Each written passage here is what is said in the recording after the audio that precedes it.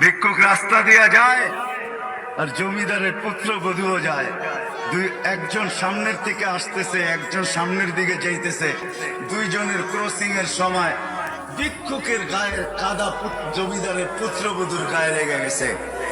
সে দুনিয়া আমদার করে ফেলছে, স্বামীকে টাইকা নিয়ে আসছে, বলছে ভিক্ষুক আমার কাপড় নষ্ট করে দিছে।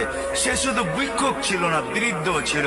বৃদ্ধ ছিল না শুধু, জীর্ণ ছিল, শীর্ণ ছিল, শরীরে কাপড় ছিল না, ফাটা চিরা কাপড় ছিল, পায়ে জুতা ছিল না, পেটে ভাত ছিল না।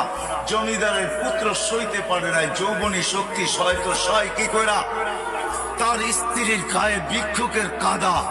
বস সমগ্র শক্তিকে হাতে জমা করা, একত্র করা বৃদ্ধের কানে বসায়। বৃদ্ধ কিচ্ছু বলে নাই, শুধু উপরের দিকে তাকায় দুই তিনটা শব্দ উচ্চারণ করছেন। শব্দগুলো হলো ইয়া আল্লাহ